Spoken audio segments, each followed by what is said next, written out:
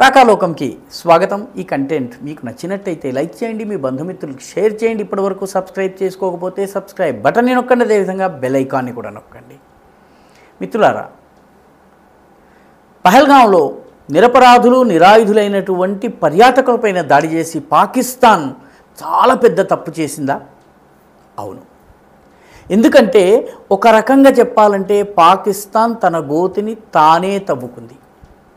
2015-16 నుంచి భారతదేశము పాకిస్తాన్ని బలహీనపరిచేందుకు చేతులతో చేయకుండా, నోటితో చెప్పకుండా, ఎటువంటి యాక్టివిటీ చేయకుండా రకరకాల డిప్లొమాటిక్ పద్ధతుల్లో పాకిస్తాన్ని నిర్వీర్యం చేసే మొత్తం ప్రణాళిక ఏదైతే రచించిందో, అమలు చేస్తోందో, అది దాదాపు పూర్తయ్యే సమయానికి పాకిస్తాన్ పహల్గాంలో దాడి చేసింది.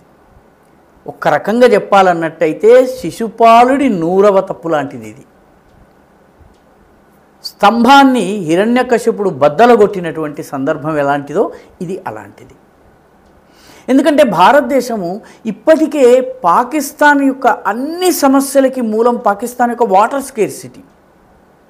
అది పూర్తిగా పాకిస్తాన్ యొక్క జల దిగ్బంధనం చేసేటటువంటి ప్రయత్నం భారతదేశం 2015-16 నుంచి ప్రారంభించింది.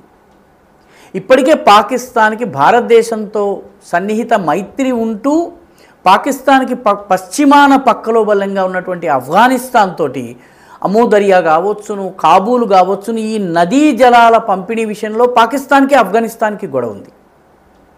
ఇప్పుడున్నటువంటి తాలిబాన్ ప్రభుత్వం పాకిస్తాన్ మాట వినే పరిస్థితి లేదు. అదేవిధంగా ఇరాన్తో సత్సంబంధాలు లేవు.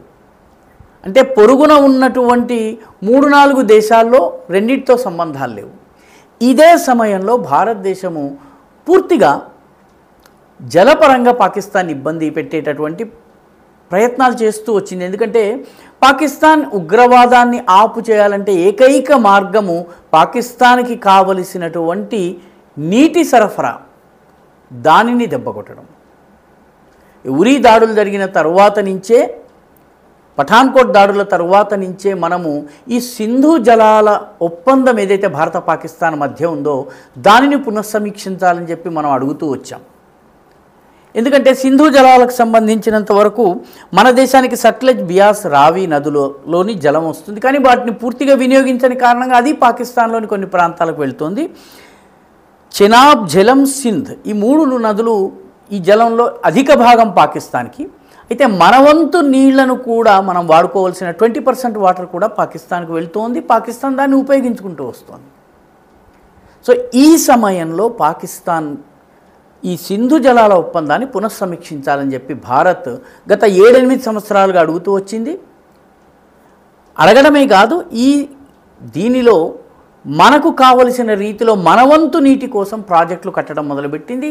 ఒక్క చినాబ్ నది మీదనే 60 హైడ్రో ఎలక్ట్రిక్ ప్రాజెక్టులను నిర్మాణం చేశాయి. ఉదాహరణకి రాత్లే ప్రాజెక్ట్ ఉంది, కిష్త్వాడులో ఉంది, అదేవిధంగా సలాల్ ప్రాజెక్ట్ ఉంది, ఇది రియాసీ మీద ఉంది, ఇవన్నీ చినాబ్ మీద ఉన్నాయి. బాగ్లీఘర్ ప్రాజెక్ట్ ఉంది, ఇది కూడాను రాంబన్ ప్రాంతంలో ఉంది, జమ్మూ ప్రాంతం ఇది. అదేవిధంగా దల్హస్తి ప్రాజెక్ట్ ఉంది, ఇది కిష్త్వాడ్లో ఉంది. కిష్త్వాడ్ జమ్మూకి కాశ్మీర్కి మధ్యలో ఉన్నటువంటి చినాబ్లో. ఇలా 60 ప్రాజెక్టులు ఇలా ఉన్నాయి. ఇవి కాకుండా కిషన్ గంగా మీద బాందీపుర గురేజ్లో ఒక ప్రాజెక్ట్ ఉంది, అప్పర్ సింధ్ ప్రాజెక్ట్ ఉంది, ప్రాజెక్ట్ 1, ప్రాజెక్ట్ 2.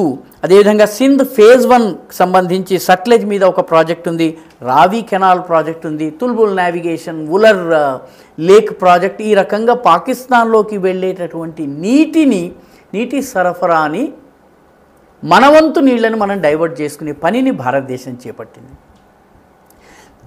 దీంతో పాటు అసలు సింధు జలాల పంపిణీ ఒప్పందాన్ని పునఃసమీక్షించాలన్నారు.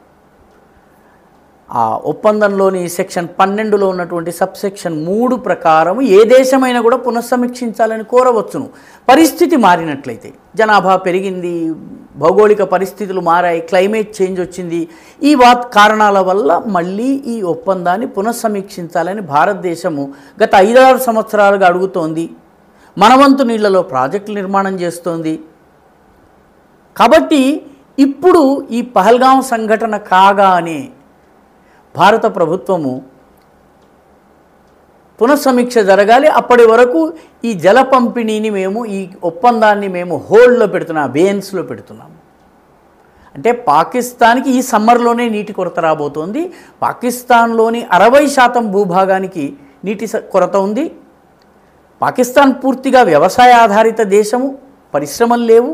పర్యవసానంగా ఈసారి వ్యవసాయ సీజన్ కనుక దెబ్బతిన్నట్టయితే ఆహార ధాన్యాల భయంకరమైన కొరత ఉంటుంది. గోధుమ పిండి కోసం క్యూలో ఎలా పాకిస్తానీ నిలబడ్డారో మనం చూసాము. పైగా ఈ పహల్గాం సంఘటన ఏ సమయంలో జరిగింది? పాకిస్తాన్లో ఇప్పటికే సింధ్కి పంజాబ్కి మధ్య నదీ జలాల విషయంలో, సింధు జలాల విషయంలో గొడవ జరుగుతోంది. సింధులో మొత్తం నీరు పంజాబ్ తీసుకుంటోందని చెప్పి పెద్ద ఉద్యమం జరుగుతోంది. దీనికి తగ్గట్టుగా పాకిస్తాన్ ఈ సింధు నదికి సంబంధించిన జలాల్ని రాజస్థాన్ని ఆనుకున్నటువంటి చోలిస్తాన్ ఎడారిలో వ్యవసాయం చేసేందుకు మొత్తం 6 కెనాల్స్ తవ్వి డైవర్ట్ చేస్తోంది. ఇటు చోలిస్తాన్కిలో కట్టినటువంటి కాలువలు వృధా అవుతాయి, అటు సింధులో జలం లేక నీరు లేక గొడవలు అవుతాయి. పంజాబ్కి సరిపడా వ్యవసాయానికి సరిపడా నీరు ఉండదు. ఇటు కాబూల్ నది నుంచి కూడా సహాయం రాదు. మొత్తం మీద పాకిస్తాన్ గొంతెండి దప్పికతో మరణించేటటువంటి పరిస్థితి. ఈ పహల్గాం సంఘటన జరగకపోతే ఇవన్నీ యాక్టివేట్ అయ్యి ఉండేవి కావు.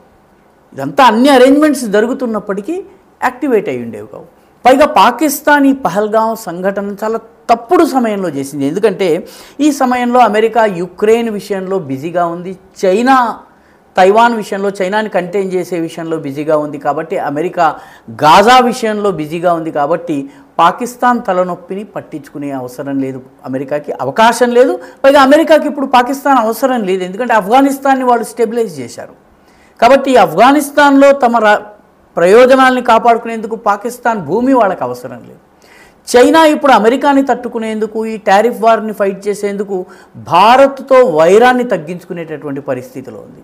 రష్యా యుక్రెయిన్ యుద్ధంలో భారత్ సహాయం చేసిన కారణంగా భారత్ పట్ల మైత్రీ భావనను కనపరుస్తుంది. కాబట్టి 3 ప్రధాన శక్తులైనటువంటి రష్యా, చైనా, అమెరికాలు ఈరోజు పాకిస్తాన్ని పట్టించుకునే స్థితిలో లేవు. ఇస్లామిక్ వరల్డ్లో ఒక 2-3 దేశాలను వదిలిపెడితే, టర్కీ ఇటువంటి 1-2 దేశాలను వదిలిపెడితే ఇస్లామిక్ దేశాలన్నీ కూడా భారత్ వైపు ఉన్నటువంటి పరిస్థితి. ఎందుకంటే వాస్తవానికి పహల్గాం దాడి సౌదీ అరేబియాకి కూడా వార్నింగ్. ఎందుకంటే Saudi Arabia, United Arab Emirates కశ్మీర్లో పెడుతున్నది టూరిజం ప్రాజెక్టులే. కాబట్టి దాడి వల్ల వాటికి కూడా దెబ్బ తగిలినట్టుగా అవుతుంది. కాబట్టి ఈ దేశాలన్నీ పాకిస్తాన్కి ఇప్పుడు అనుకూలంగా లేవు. అంతర్జాతీయంగా పాకిస్తాన్ పూర్తి ఒంటరి, ఆర్థికంగా పూర్తిగా దివాలా తీసింది. అంతర్గతంగా సమస్యలు ఉన్నాయి బలూచ్, ఖైబర్ పఖ్తూన్వా ప్రాంతాల్లో. ఈ సమయంలో పహల్గాం దాడిని చేయించడం ద్వారా పాకిస్తాన్ శిశుపాలుడి 100వ తప్పు చేసింది. కాబట్టి పాకిస్తాన్ యుద్ధం జరుగుతుందా, ఎలా జరుగుతుంది, దాని గురించి ఆలోచించకుండా ఈ సింధు నదీ జలాల ఒప్పందాన్ని అబెయన్స్లో పెట్టడం ద్వారా కొద్ది నెలల్లోనే పాకిస్తాన్ మీద భయంకరమైనటువంటి ప్రభావం కనబడబోతోంది. ఆ దేశము ఉగ్రవాదాన్ని పూర్తిగా నిలుపు చేస్తే తప్ప మళ్ళీ పరిస్థితులు మామూలయ్యే పరిస్థితి లేదు. ఎందుకంటే 1965 యుద్ధం కావచ్చు, 1971 యుద్ధం కావచ్చు, 1984 ప్రాంతంలో సియాచిన్లో జరిగినటువంటి పోరాటం కావచ్చు, 1998లో కార్గిల్ వార్ కావచ్చు. ఈ యుద్ధం జరుగుతున్న సమయంలో కూడా సింధు జలాలు పాకిస్తాన్కి యథావిధిగా వెళ్ళాయి. నరేంద్ర మోదీ ప్రభుత్వము ఇప్పుడు ఆపివేసింది, హోల్డ్లో పెట్టింది. కాబట్టి గతంలో ఉన్నట్టుగా ఈసారి పరిస్థితి యుద్ధము జరుగుతుంది, నీరు అందుతుంది అన్నటువంటి పరిస్థితి లేదు. ఈరోజు తన వాటర్ బాటిల్ తానే క్యారీ చేసుకుని పాకిస్తాన్ యుద్ధం చేయాల్సినటువంటి పరిస్థితి వచ్చింది. ఈ వీడియో మీకు నచ్చినట్టయితే లైక్ చేయండి, షేర్ చేయండి, ఈ ఛానల్కు సబ్స్క్రైబ్ చేయండి. మీ అభిప్రాయాన్ని కమెంట్ల రూపంలో తప్పనిసరిగా పంపించండి.